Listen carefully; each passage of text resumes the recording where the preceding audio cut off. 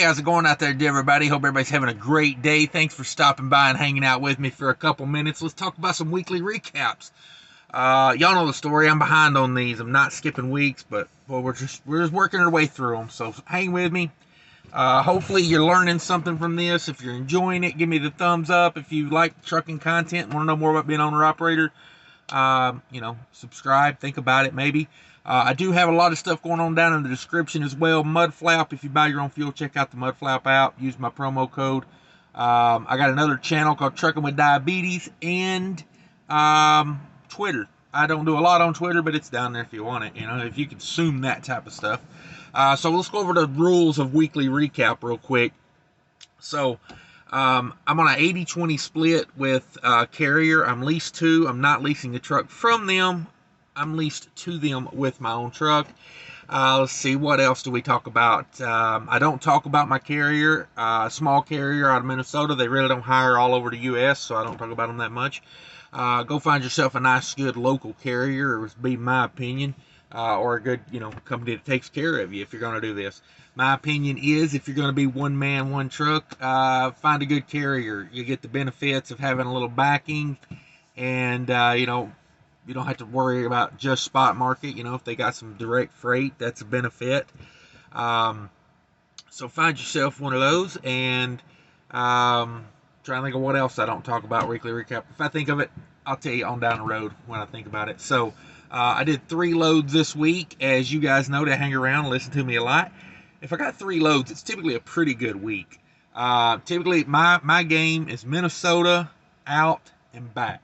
Sometimes I have to split that back haul, but typically out of Minnesota, I grab myself like a 1,000 to 1,500 mile load. I run that out. I grab a back haul. I come back. I don't stress the back haul as much because I try to get back to Minnesota because that's where my good freight is. That's where my money is. So this week, I didn't do that. I deviated from the plan. Some might say I ran a parallelogram. People always talk about running the triangle.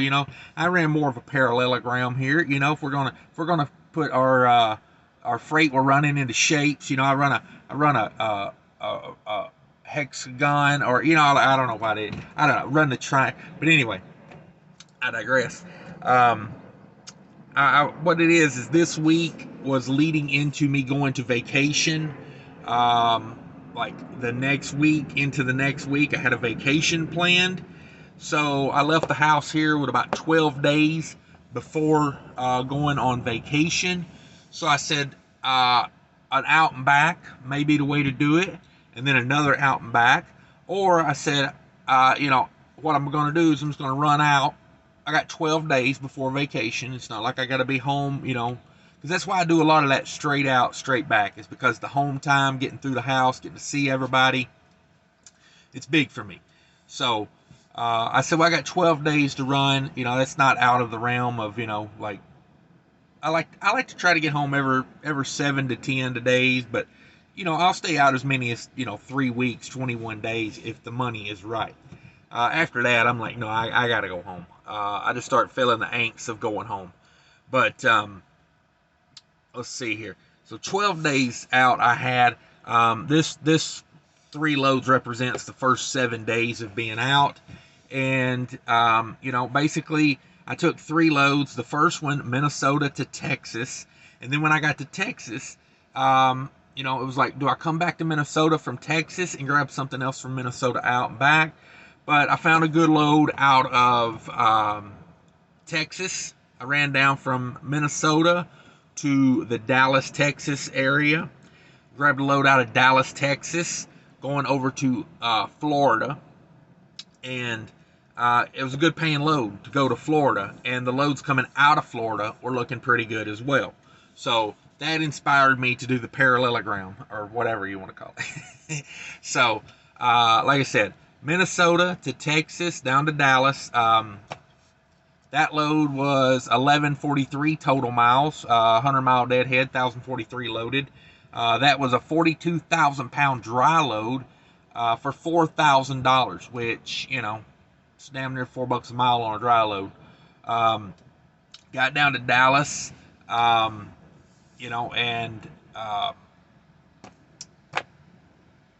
took a load over to Florida. Sorry, had a fog there. Had a moment. But took a load from Dallas over to Central Florida, like the upper part of Florida. I really didn't have to go down into Florida too much. That was a 32-degree start and stop. That was a load of milk, and that weighed 43,000 pounds, and it was 1134 all miles on that one. 26 deadhead, just right down the road. That's why I took it. I was looking at loads, and hey, they called me about this one. I was like, hey, yeah, that's pretty good to go to Florida, and I knew Florida rates were looking good too. I never agree to go somewhere unless I know what somewhere is paying coming out. It's like I've been doing this long enough, and I don't get shiny nickeled by that. If I'm going to a dead area, I want my money to go to a dead area. Now, if I'm going to a dead area and the money's right, I'll go, but I know I'm going to take that hit coming out. But I was looking at Florida, and it was paying pretty good coming out, so I got over $3 a mile out of Dallas. So I took $4 a mile into Dallas. I got $3 a mile out of Dallas, and then I came over to Florida and got $3 a mile out of Florida. So, like I said, the load, it went to the very northern part. I think it was off of I-10 over there. Let's see, I took I-10, went down 75 a little bit, I think. But the northern part of Florida. Got in and out of there pretty good. And then out of Florida, went up to Maryland out of Florida. 953 total miles on that Maryland run, and that was $3,200. So, all miles, like 3 1/4 out of Florida. So there's certain times a year, you can catch some good times out of Florida, So that first load was a dry load. The second load, 43,000 pounds, 32 degrees start and stop, load of milk. And then a load of orange juice out of Florida up to Maryland. That was 43,000 pounds, 32 degrees start and stop. So all in all, a banger. 3 loads put back to back to back. That was the full 7 days. And, good week. Total numbers, total revenue, $10,700 total revenue for the week. On the 80% that I get to my business, to the truck, $8,560 in revenue on that. We did 3,230 all miles. 178 of that was deadhead, so 3,052 loaded miles. That's 5.5% deadhead. That is $350 a mile loaded miles. Now, I'm not too obsessed with loaded miles because, let's face it, we got to pay for the deadhead, and we got to run the deadhead, and the deadhead uses our clock, and the deadhead is a real thing. So let's talk all miles. 331 all miles. Spectacular. I said it a couple weeks ago, maybe last week, the week before. My 80% is as much as total revenue was, a year or two ago. So rates are really starting to come up. $265 to the truck, all miles. Literally, if I got $265 all miles, 100% revenue, I'd be happy, because I'd still be at like $2 a mile to the truck. But getting $265 to the truck, you can really get some profit out of that if you run yourself an efficient operation. I got videos about buying trucks, what I think the right setup is. I think an aerodynamic truck is the way to be. Save on that fuel. If you can save $30,000 a year versus running a Cascadia versus running a Peterbilt 389, if you can save $30,000 a year just in fuel. Now think of it like this: when you're going through the air and you're not meeting the resistance that flat nose truck is meeting, everything else wears out faster because that truck is having to work harder. Your engine's working harder. Like I say, if you're burning more fuel, your truck's working harder. That's just the facts. So if you can save just $30,000 a year on fuel, imagine what you're going to save on maintenance costs. Imagine what you're going to save on repairs. It really does make a difference. It really does. If a fuel efficient truck saves you $40,000 a year, I know these guys, a lot of people with the big Peterbilts, they talk about reliability and everything, but I'm like, I don't know, $40,000 a year. Like, that's a lot of downtime and a lot of repairs I can pay for with $40,000.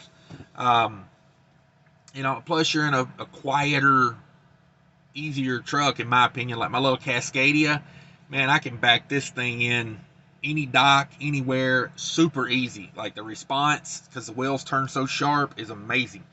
But anyway, that's what I think about the operations. That's one man's opinion. By all means, do what's best for you. But that's just my take on that. Now, let's get into the numbers. Let's get into why you're here. Now, move the camera over because I'm gonna put some numbers up here for you. So let's talk about numbers. Diesel, it's going up. It's going up. I've been countering, and this is what I do. I'm not giving the financial advice, but I've been countering high fuel prices by investing some money into some oil stocks. You know what I mean? Like oil company stocks. Bought some Exxon Mobil, some Chevron. I'm just saying, like, that's kind of how I'm countering it. I can't control what's going on at the pump, but at least if the companies I own part of are making more money off of higher oil prices, it kind of counters me a little bit. Another way to counter it is Mudflap. Like I said in the description, use my promo code.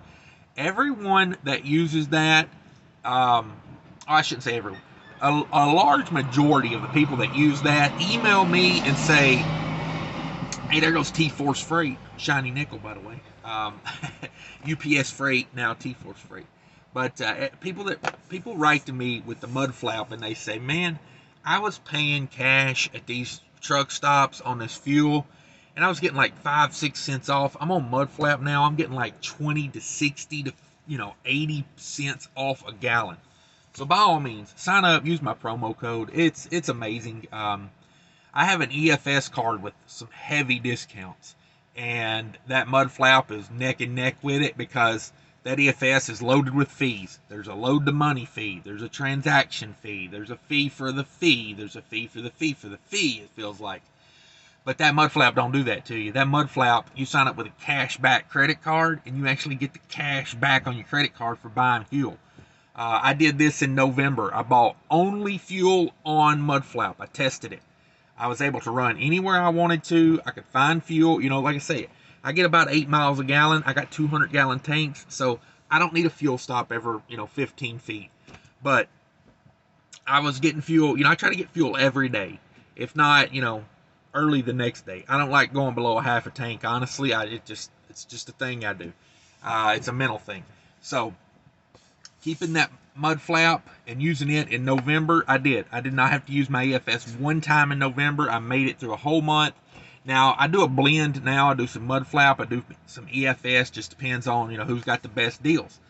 And when I figure up that, and you guys with Nastic and all these other cards, calculate those fees into that price and see if Mudflap is not as competitive.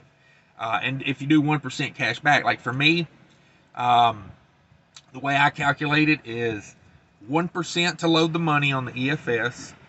I calculate the transaction fee as about 1%, and then I lose 1% because of the cash back. So that's 3%. So if fuel's $3 a gallon on EFS and it's $3.10 on Mudflap, I consider it a break even. So I just pick which truck stop I like best, But enough about Mudflap. That's my story about Mudflap. If you don't use it, I recommend trying it. So let's get to these numbers. Diesel, $13.26 on diesel. That's a big diesel week for me. I can tell prices are up because last year I would have ran these miles and my fuel cost would have probably been around like $1,000, $1,100. $13.26 this year.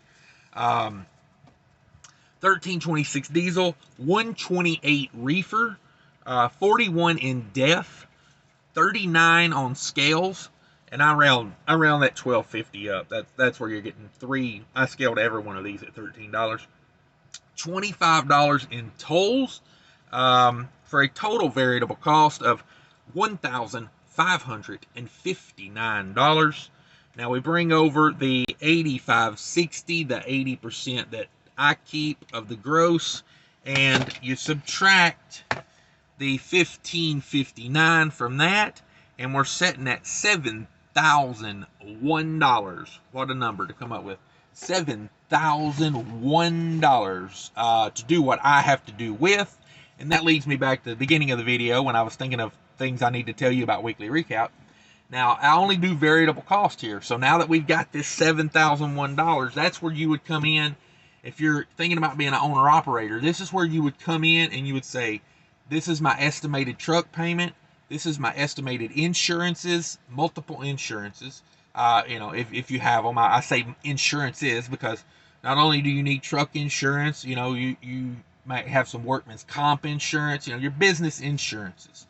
If you file yourself as a W-2 and pay yourself as an employee, you may provide health insurance to yourself through the business. So that's another thing you have to calculate in. All your business expenses. See, these are only variable costs I talk about because everybody's truck and insurance is so different and business structure is so different. I'm just trying to give you an idea of what I make in a week, why I run the loads I run, and the variable costs. That's what I'm here for. But I do appreciate everybody coming by and watching and hanging out with me. Hope you enjoyed the video. If you did, like I said, give me that thumbs up, please. Think about subscribing. If you're not subscribed, come join me for a live show sometime. I do appreciate everybody coming by for the live shows.